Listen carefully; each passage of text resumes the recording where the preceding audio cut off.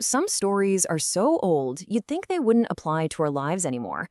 But today, we're going to dive into one that's over 2,500 years old, and its lesson on dealing with grief is as powerful and relevant as ever. The story throws us right into the deep end with this line. Wow, let that sink in for a second. It's a stark way of saying that loss isn't some rare tragedy. It's a fundamental shared part of being human. So how do we get from that big, abstract idea to something we can actually feel and understand? Well, that's where Kisa Gautami comes in. Her story is the heart and soul of this entire lesson. We meet Kisa Gautami at what is, without a doubt, the absolute lowest point of her life. Her only son has died, and her pain is so huge, so overwhelming, that she just can't accept it. She's convinced there has to be some kind of medicine out there that can actually bring him back. Can you just picture this? She's walking through her village, holding her child, going from door to door, desperately searching for a cure. But her neighbors, they just look at her and think, she's lost her mind. The boy is gone. Her grief has completely cut her off from reality. So, right when she's about to give up all hope, a man points her towards someone who might actually be able to help, the Buddha. She runs to him, begging for a cure, and he agrees to help her. But his condition is, well, it's pretty strange.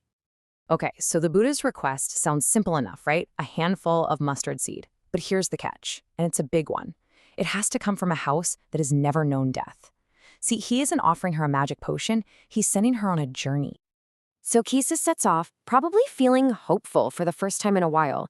But at the very first house, they say, of course, take our mustard seed. But we've known loss here. At the second house, it's the same story.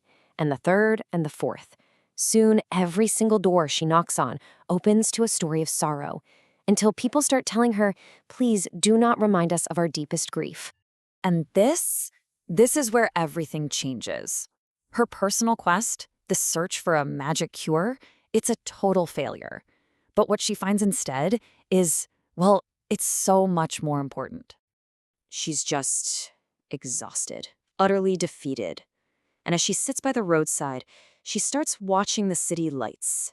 She sees them flicker on, and then, just as quickly, they're extinguished. And in that simple, quiet moment, it all clicks.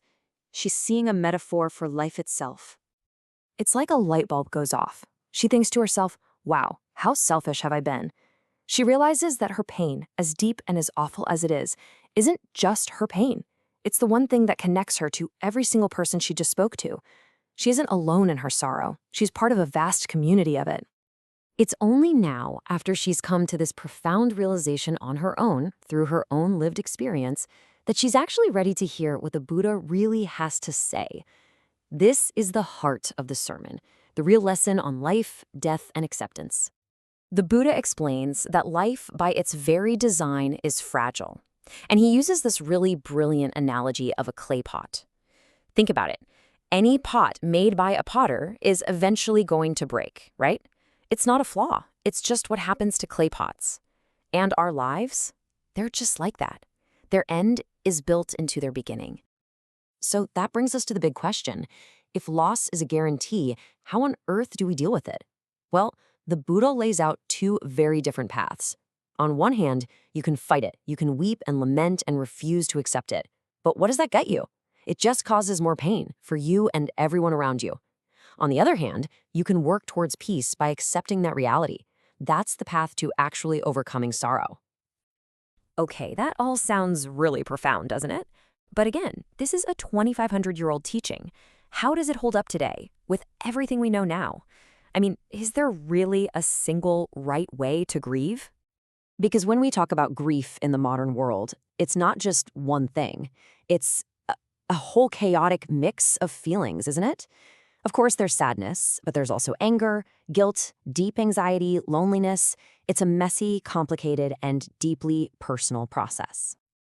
And that's a key modern insight, summed up perfectly here. There are no rigid stages, no single proper way to mourn. And you know what? This doesn't contradict the Buddha's message at all. It just adds an important layer. The goal might be acceptance, but Kisa Gautami's own journey proves that the path to get there is different for everyone. So, if the destination is acceptance, but the road is personal, what's the big takeaway here? What's the one thing we can really hold on to from this ancient story? Well, it all comes back to one final, really powerful metaphor from the sermon. The sermon really leaves us wrestling with this one question, doesn't it? Knowing that life is finite and loss is unavoidable, how do we actually find a way to move forward and have peace of mind? And here's the answer. The Buddha never says we won't be struck by the arrow of sorrow. Oh, we will. We all will. The continued suffering, he says, comes from leaving that arrow in, from complaining, from fighting what is. The path to peace is the difficult but necessary act of drawing out that arrow. And that is a piece of wisdom that is truly timeless.